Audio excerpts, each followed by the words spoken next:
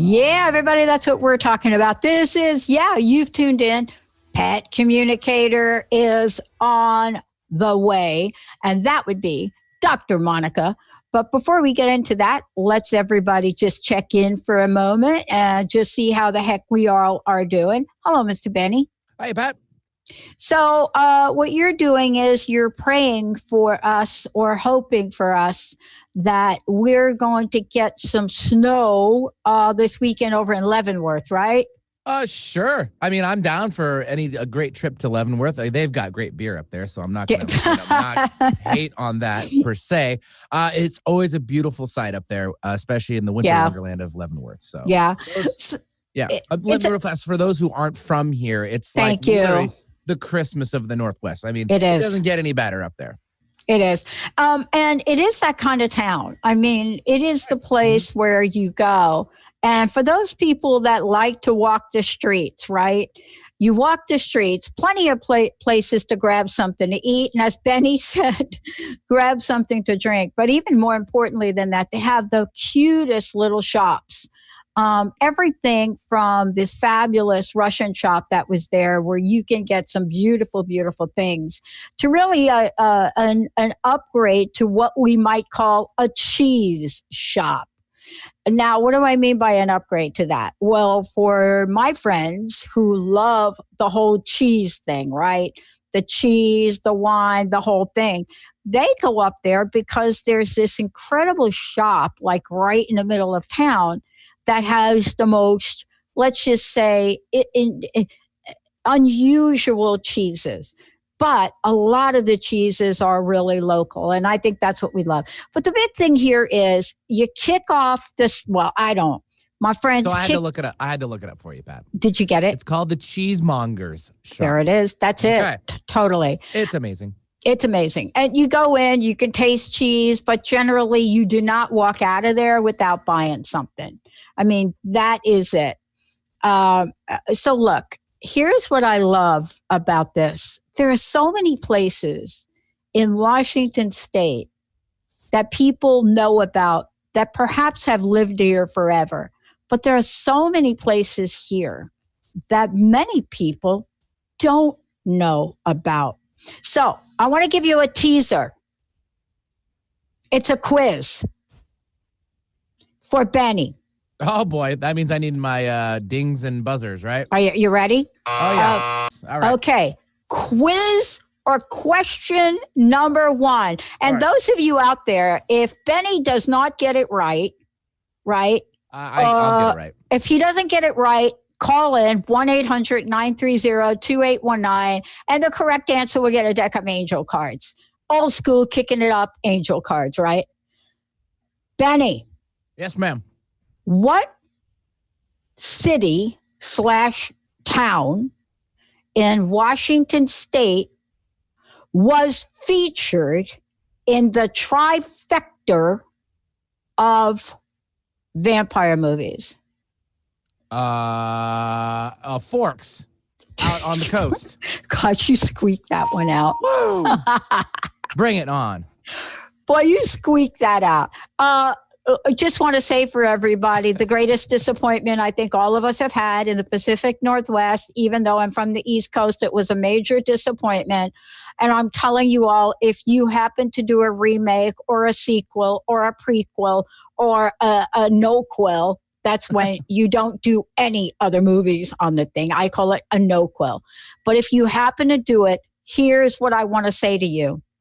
Please, all my Canadian friends are going to be all over my case right now. Please don't film it in Canada. Please film it in Forks. Film the movie that's all about forks in Washington. Film it in Forks. How hard is that? It did put them on the map. It did put them on the map. And you know, the city itself has really done a great job about that. Okay, now, next question. This must be our pop culture day. I'm always about that. What actor from the series? Oh, no. I'm going to miss this one, I know, because I don't want... Is it Team Edward or is it whatever the other one is? I don't even know. Okay, all right. Team Edward or Team whatever. I think the other team has gone down the road of the Seahawks. Don't call me on that. Please don't call me, please. What? Jacob, that's what it is. You ready? Yeah. What actor from that film series, it's the Twilight series, has recently been named to a mega blockbusting road? And I have a tip, I have a tip if you don't get it right the first time. Which one of them actors? Just name for like blockbuster stardom. Oh, not that he hasn't had blockbuster stardom. Seriously? Okay, which one? I only know like partial name. It's like Taylor something, isn't it? I get it. 1-8. All right. Well, I'm not going to go. 1-800-930. All right. 1-800-930-2819. Come on. Deck of angel cards for you. Ready? What actor from that Forks Twilight venture was just named, contrary to popular demand, for his upcoming role? Okay, so you got it wrong, right? I can give you another tip. You ready? Taylor Lautner. That's the only one. I had to look up the other one, but that's because I cheated. You ready? Oh, yeah, right. Okay. Here, I'll give it to yourself. All right. Okay, ready? Yeah. I'm going to give you another tip, but I want somebody to call in, 1-800-930-2819, and we could see who picks up the phone here. Benny, you'll let me know. Okay, ready? This role was previously played by Ben Affleck. I did hear about something about this. I know. I have an answer. Can I just explain? It's for the new Batman movie, right? Very good, Benny. All right, yeah. Very good. Woo! I still don't know the actor very well, but good luck to him. Angel card deck. Not going to give the name. Angel card deck. If somebody can name the actor that has been slotted for that role. Okay. Just he's trending right now. He's trending. Totally trending. Mm-hmm. I was a little bit surprised, but I don't want to disclose too much in case somebody calls in. We're going to give them a deck of angel cards for that. Okay. Since today's show, right, is all about what animals do and don't know. You ready? Another pop culture movie question. What actor is recently playing live in theaters in an animal movie that once was part of the Avengers? Yeah. Is this for me? I don't know. Are we still playing on me? Or are we trying to get callers? I got to get you first until we get a caller to call in. I still don't know. Okay, so I'll give you a little. Do you want me to give you a little hint what the movie name is? Would that help? If you want, go for it. All right. Do you think you'll get it if I give you the name of the movie, since it's all about an animal show here? Think you'll get it? Okay, I'll try. Dr. Dolittle. Oh, yeah, of course. Okay, don't look it up because you're going to be Googling stuff. No. Right? No, I don't do that during these games. Okay, Dr. Dolittle, right? Mm-hmm. But because we're talking about our pet friends today, because right now this is Pet Talk. We're waiting for Dr. Monica. So who is the actor, right? The original one? No, that made the transition from another blockbuster movie, and we all cried, just bawled our eyes out, right? But we understand had to star in this Dolittle show. I know it. All right, go ahead, give it to me. Robert Downey Jr. Nice. Huh? Nice. See? Nice. Great answer. The big lead was the Avengers. He hasn't stepped away from those for a long time, so. Yeah, I'm still not quite 100% sure, but here's the way I'm looking at this. Are you ready for my take on blockbuster movies right now? Has nothing to do with animals or Pet Talk. I think we're still tracking down Dr. Monica. Is that right? As far as I know, yes. Okay, good. Somebody will tell me if she actually comes on. Okay. So here we go, right?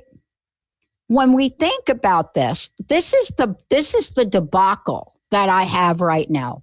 I have grown up as I had a really rough childhood, Benny. Really horrible. Really, I did. I had a really horrible I think childhood. you really did. I did. I know it's not a laughing matter, but I crushed it even as a kid. Well, sure. I did. I was a little bit rebellious, but I mean, who wouldn't be when your uncles, Jimmy, Dickie, Bobby, Louie, and Johnny, those were my uncles. Jeez. Gave me a pair of boxing gloves at age 5. Pair of boxing gloves. Now, the story goes like this about the boxing gloves, right? Yep. My uncles used to go to ringside boxing, right? Not going to say what Dickie, Louie, Bobby, Johnny, did I get them all? Dickie, Louie, Bobby, Johnny, Jimmy. I think I got them all. That's 5. Don't want to say what they were doing at the boxing ring, although I did find out later. But they brought me a very unappreciated, just saying, unappreciated, not by me, but my mom's unappreciated, authentic pair of boxing gloves from the Friday night fights back in the day, right? Before smartphones and Googling, boxing gloves, right? And the way my uncle Ralph tells it, half Italian, half cussing, half that, he says, Patricia, we wanted to kill your uncles, Dickie, Jimmy, Bobby, Louie, Johnny, and of course, your other uncle, Charlie, wanted to kill them for giving you the boxing gloves. And I said, Uncle Ralph, I know you wanted to kill them. I just don't understand why you wanted to kill my uncles from doing that. Now, my uncle, look, none of my uncles, well, I don't want to say that, but my uncle Ralph did not kill anybody. But this is like the way they talk, right? We don't even say that anymore. Because if you ever said, well, I want to blank somebody, look out, social media. I don't even talk like, but this is the way they talk back then. And I said to my uncle, why? Why did they want to do that? Take a short break. Wait till you hear the reason why the entire Baccili family wanted to get after the entire Balella family, mom's side of the family, found out, guess who was born in South America? Grandpa in Brazil. When we come back, I'll tell you the why. This is what's my why about the authentic boxing gloves. We'll be right back.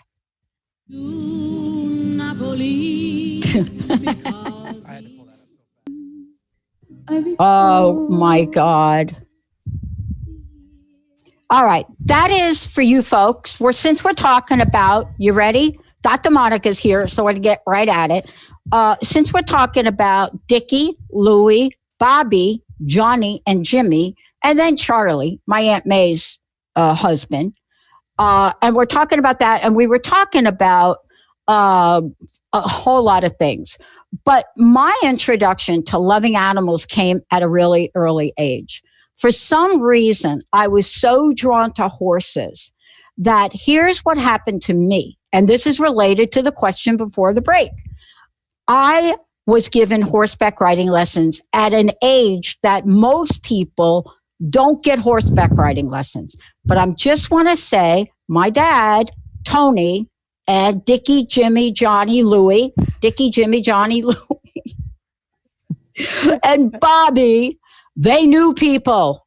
So if any child was going to get the whole outfit, right, and was going to get the whole thing, it was going to be me. And I did. And I loved horses. And I made my dad call the horseback riding instructor on the coldest day for my birthday and take me. Place was closed down. It was like 10 below. And I went there. I remember this as if it was yesterday.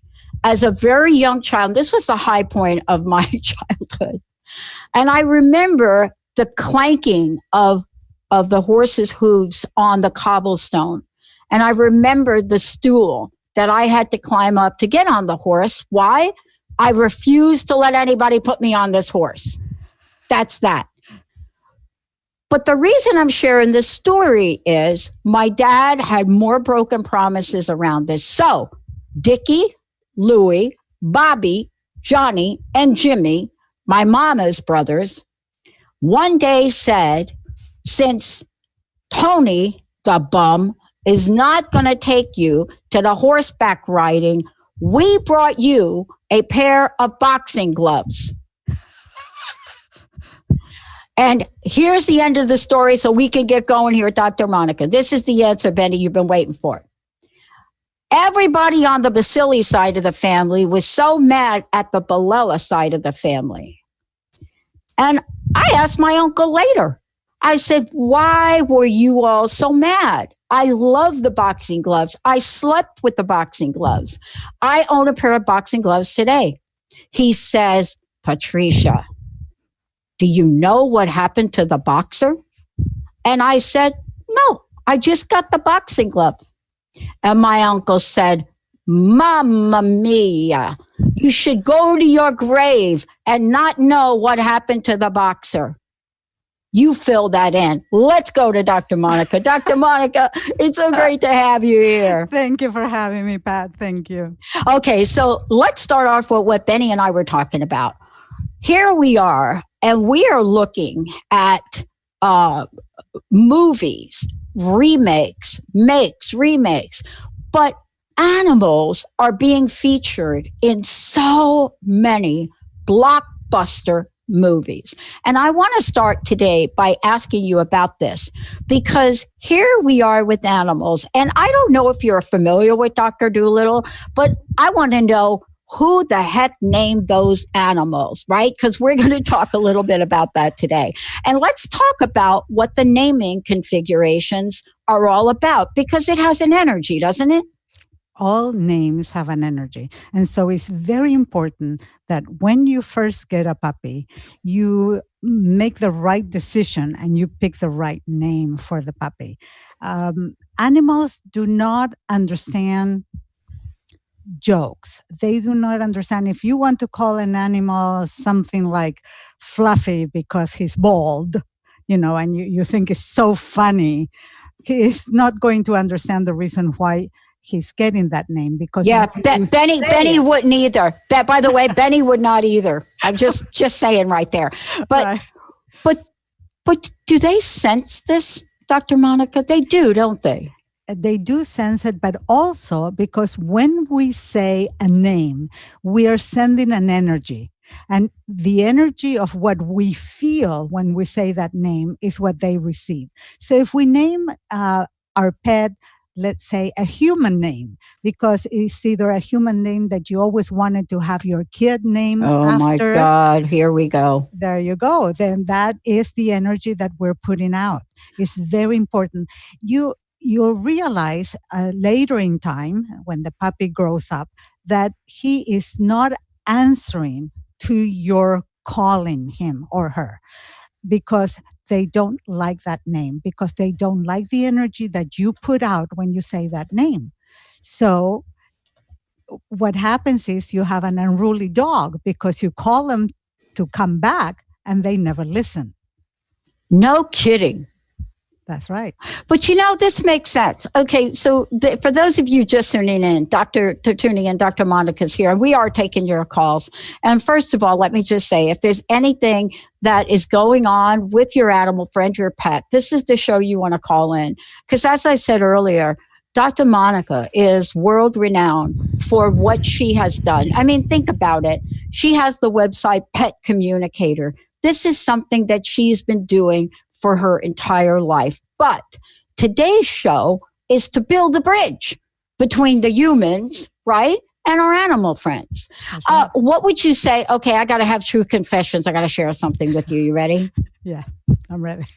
What would you say if you knew that myself and my very, very best friend that we named our pet, all the names are people names. Oopsie, huh? Uh-oh. Regardless of how you feel about it, deep down in your psyche, the reason why you're doing that is because you're missing something. That's true. And so you kind of put your pet in place of a person. That's true. Well, yeah. So I could say this honestly. I don't know where Teddy's name came from because I don't know how Linda did that. But the German Shepherd, this huge police dog, was named Eric. And then the big, beautiful collie was named Travis. And I don't even know anybody by the name of Travis. So how do you even make sense of that crazy town calling a collie that looks like Lassie? Well, by the way, what's up with calling Lassie Lassie? There's nothing wrong. But Lassie comes from the Irish, and Lassie is, a girl. Yeah. So anyway, going back to names, it could be that you heard country music singer Travis. I forget his last name, but his first name is Travis, and you happen to like it. And so that resonated within you, and that's why you wanted to call your pet Travis. It shows so many things, but usually I don't see it very often. Yeah. People name their dogs and cats and horses names that mean something to them, and it might not mean the same to the animal, and that's why we have to be careful. But what I want to address is, how do you know a name that they like, and how do you find that name? Well, I have been doing this for a long time. So okay, I want to hear this. Yeah, okay. You've got my undivided attention because I think we don't know this, right? I mean, I think this is one of these things where I think some people can tap into the energy, right? But I don't think most people understand what you're about to share, that there is a way to pick the right name for a new pet, right? Absolutely. You just have to be patient. So the first thing that people should do is write down on a piece of paper all the names that they are comfortable with, that they would like their pet to be called. So let's say you have a list of 10 names. You're sitting down, your dog, cat, is sitting down next to you, not really paying attention to you, but next to you. You're both relaxing. All of a sudden, there's silence, and you say, buddy, and you wait for a reaction. If the dog turns their face towards you, that is a name that he likes. Otherwise, he's going to completely ignore any other name on your list. He's not going to like to be called that. Wow. And I have had many instances where doing that really changed the life of the human and the animal. You know, this is fascinating because I know you hear this all the time. And I just want to say to folks, this is a live call-in show.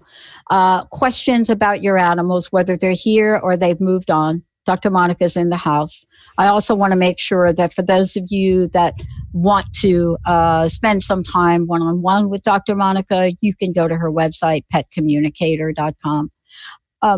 I think that what you're talking about, it makes so much sense, because I think you probably have hundreds of stories of pet owners, right, where they've tried to communicate with their animal friend and their animal friend pays them no attention.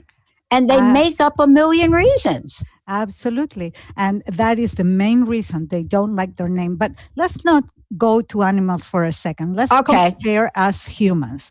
How many people do you know that they do not resonate with a given name? And they go through life wanting to be called something else because that name really resonates with who they are. Sometimes they pick their middle name to use as a first name. And sometimes they just pick a completely different name altogether or a nickname. And I have seen older people called nicknames that you would imagine they're for kids, but they enjoy that. They resonate with that name and they use that name in their everyday life. So it happens to us too. Why wouldn't it happen with our pets? Here's what I want to say, because I am totally relating with this. My sister, right? She's looking down right now at me. I could see her grin. The minute I say that, I saw my sister Chicky with the big grin. Chicky, there Chicky. you go. But here's the deal with her. She was given a birth name. Mm-hmm. She could not stand it. And she went and legally changed it. That's right. Right? I'm not surprised. Right? So Benny's going to find us a song, because my sister was named after, and we just played a song of hers, Connie Francis. Oh, yes. Conchetta. So my sister's name was Conchetta. Oh. And she's like, I do not, well, she go to school. We're in the Bronx. She goes, hi, I'm Conchetta Baccili. People are like, seriously? Really? That's your name? Well, it bothered my sister and she changed it. Yes. And I didn't know this story till later. And then when I heard what she changed her name to, I said, really? So she changed it from Conchetta to Veronica. And I said to my sister, why did you pick that name? She said, I picked it from the comic book. Oh, yes. Yes. Yeah. But here's my question. Should you, can you, what do you do if you have found out that you have just named your animal, your pet, your dog, whatever it is, a name that they don't respond to? Should you change it? Let's take a short break. When we come back, I want to hear the answer to that. Could it be as simple as, oh, wait a minute, like, let's change my name from Conchetta to Veronica? Well, let's change your name, Travis, the collie, from Travis, I don't even know what. Let's take a break. We'll be right back. All right. Here we go. It's like I cry. Oh, were you? Kick it in, Benny. Right to the end. Oh, here we go. Just like a friend. Well, I got to tell you, that song, the three of us girls, Dr. Monica had to sing. My mom had us learn that song, and there's a couple of others. And this is the way she used to get at my dad. And usually it was around an election or something where her candidate won and his didn't. And we would have to learn a song called Who's Sorry Now? Yeah. I know that song very well. Oh, my God. Look, we have callers waiting for you. Okay. But before the break, I was saying, is it okay to change the name after you've named your pet? And that is an excellent question. And my answer is yes. Not only is it okay for you to change the name of your pet, it is almost necessary to have a better understanding of your pet and for him or her to understand you by using the correct address. But also, and most importantly, when you adopt a pet that comes from a rescue, from a shelter, from another person, it is imperative that you change the name. Why? Because it's a new life. It's a new beginning. It's a new family. So with everything new, he or she should get a new name. It's a new lease on life. It's a new lease on life. All right, Mr. Benny, let's go to the phones. Yeah. Who do we have? We'll take Pat calling in from the Connecticut area. Hi, Pat. Hi, Pat. Hi, Pat. Hi. I'd love to ask a question about my dog, but also like to say two things about names. The one I have now, I've named him Chance. He came in with Scrappy, and he was abused by the people that named him for the first 2 years of his life, to the point where he finally turned around and bit one of the girls. So I wanted to get rid of that name. Good. So I understand completely what you're saying. His name is Chance, and I think he likes it. Good. I didn't come up with a name until Thanksgiving Day when we were talking about being so grateful, and it just came up. You've got a second chance, and then I thought that's the name. The other one, Beauregard. Interestingly, the shelter named him, but they so lovingly named him. He was also went through such a horrific abuse, and they did everything they could to keep him alive. And so when I got him, I know that name was just given with such love. So I think that worked, even though it was the shelter that named him. Wow. Thank you for sharing that. Now, what's your question? What can we help you with today? Can I ask about a health thing? We're kind of in a crisis, and I'm down about it just because financially, I think he needs 2 surgeries, and I will do it. But I'm on a fixed income, and I also did a lot of work with him this past year with high bills. This is the first year that it's really hit me, and it's overwhelming. And you can ask, but I don't know if I'm going to be able to answer. But let's hear it. Let's go to your question. He got a hematoma on his ear flap. He's a hound. Shaking it, we found out because he's got a tumor in the ear. So we've tried 2 things with the ear flap to get it drained and steroids and stuff, and it's not working. So that one surgery is like $700. They put steroid on the tumor inside the ear, hoping that in 30 days it will knock it off. I'll find out in about 2 weeks. If it doesn't, surgery for that, which will be even much, much more. I've rescued hounds for 35 years. They're everything to me. This is just, I'm accepting it. It's a hard year, but just if you see anything, or even about him, what he wants to say, he's coming over to say hi right now. Okay. Thank you. And now, to be able to ask your pet a question, I really do need to have a picture of your pet, because otherwise I'm not sure I'm actually reaching him. But I can tell you a little bit of something here, out of the top of my head from experience only. Right. If it's a benign tumor in the ear, the worst thing that can happen is that he will become deaf on that ear.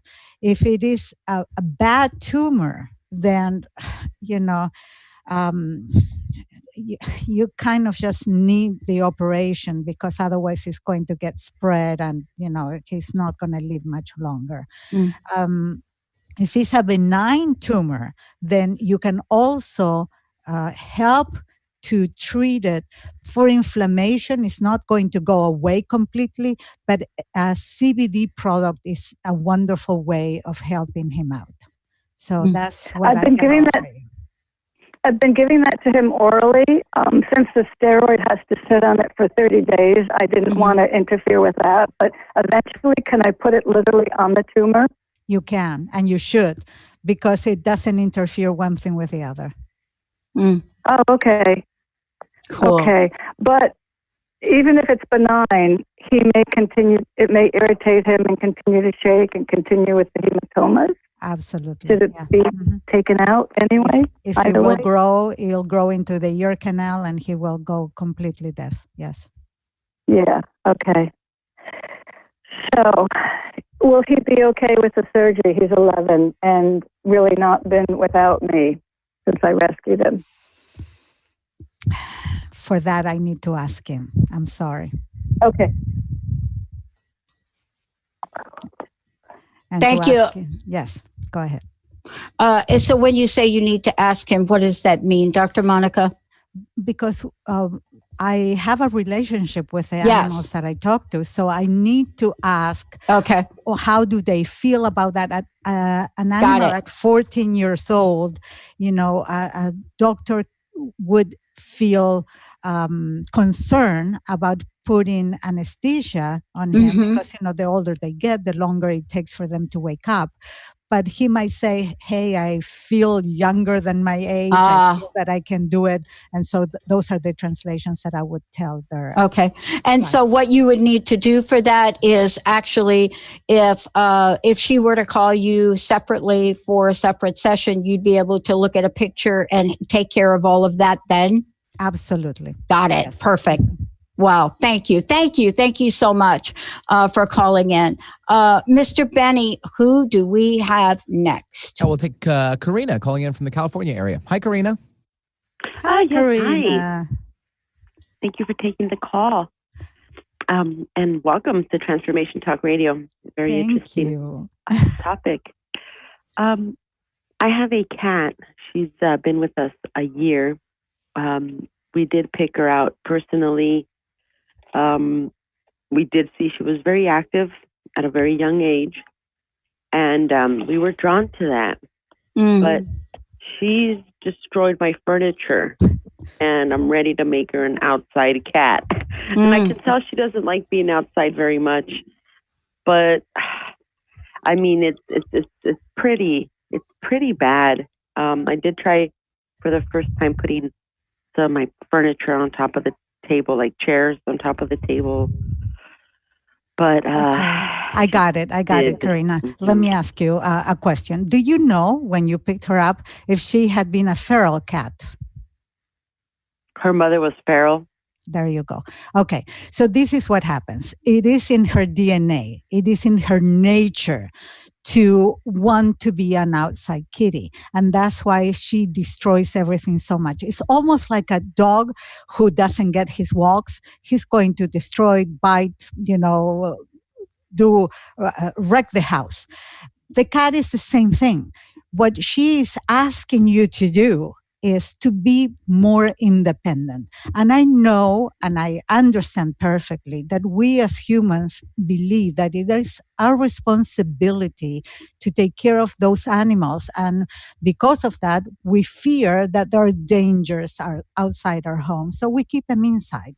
But there are those few cats that have had an experience or their parents were feral, they were taught. Animals are taught by the age of 3 months old what it is that their parents want to teach them. By the time they're 3 months, that's what they know. So this little girl knows that she should be outside. She doesn't want to. She's not comfortable yet. But her DNA is telling her, I need to be outside because my mother said this is where life happens. So I'm afraid that to save yourself, your sanity, your home, and save her, you have to give her the opportunity to be an indoor-outdoor cat.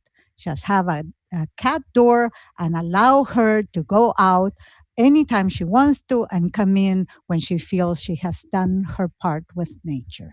Thank you so much. Yes.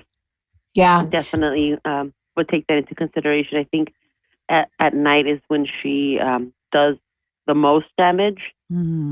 So I'm leaning towards having her be in the patio at night and setting her home up outside. And that is a very good thing. Remember that cats are nocturnal, that they are wide awake at night. So this is a time that she needs to experience life on her own terms. So that's what you have to do. For other listeners, the ones that they don't want to have their cat at night outside because it is so dangerous, then what you can do is allow them to be out during the day, bring them inside at night, and just before you go to sleep, 10, 11 o'clock at night, you need to have a play session with your cat. But I mean, this play session is like you going to the gym and doing, what is it? Aerobic. Aerobic, right. Thank you. Your heart has to be pumping. So their little heart has to be pumping and they have to be open mouth breathing by the time you're done playing. With that, they will sleep 4 to 6 hours and they won't bother you at night. So, advice. Wow. Wow. Thank you Very so well. much. Thank you. Thank you. Have a great day. Have a Yeah. great week. Take Yeah. Please let us know. Wow. Mr. Benny, who do we have next? We have open lines there, Pat. All right, 1-800-930-2819. For those of you who have a question for Dr. Monica. Dr. Monica, before we go ahead, would you let folks know the best way to find out more about you, as well as, some of the courses you teach, all of the above? Absolutely. I'm very easy to find. Yeah. Either you go to my website, petcommunicator.com, you Google me, Dr. Monica Diedrich, you email me, Dr. Monica at earthlink.net, or Dr. Monica at petcommunicator.com.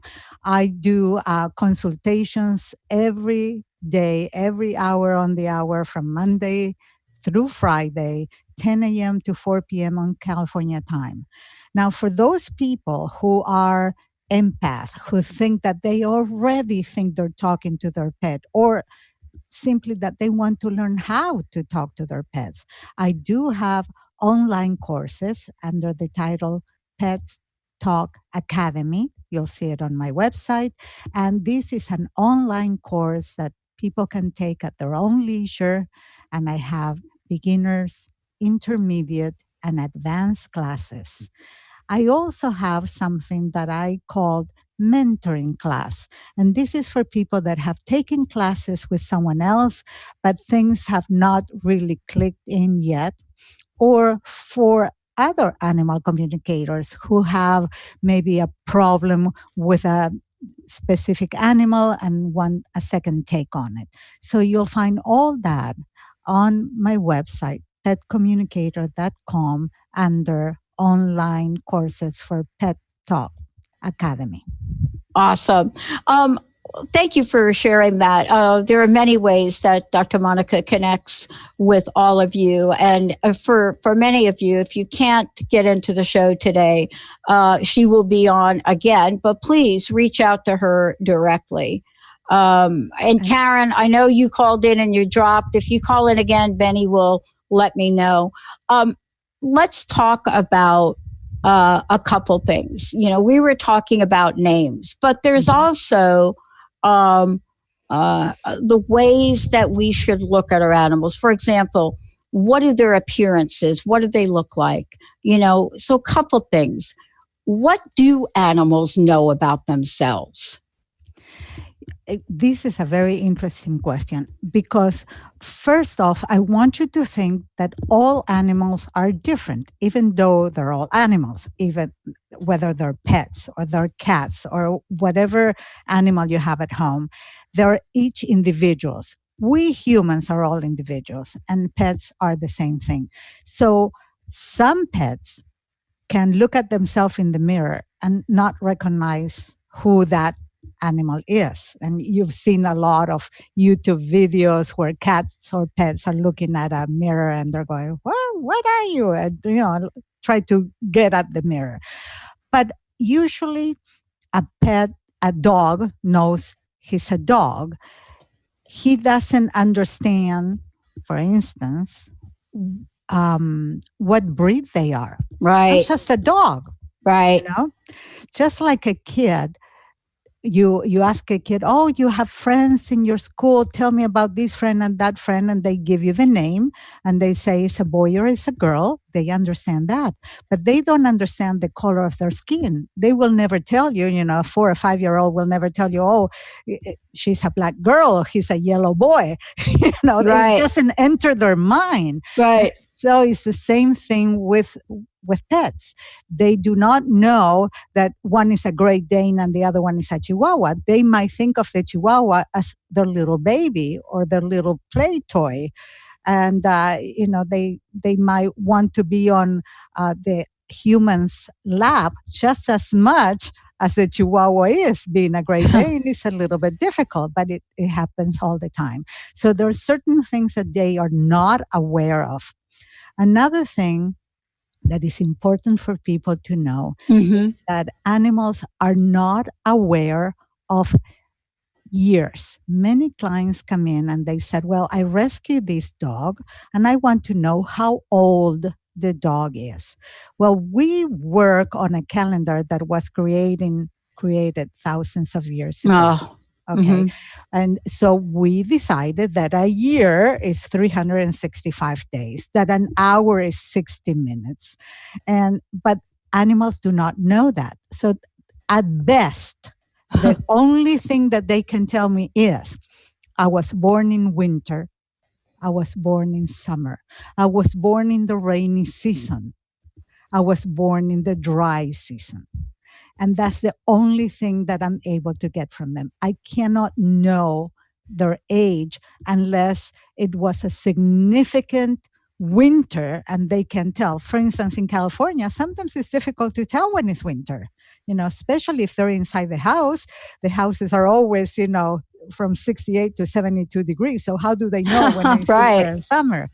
So that is an area that it causes some misconceived notions with humans, because they don't understand why a pet would not know how old they are.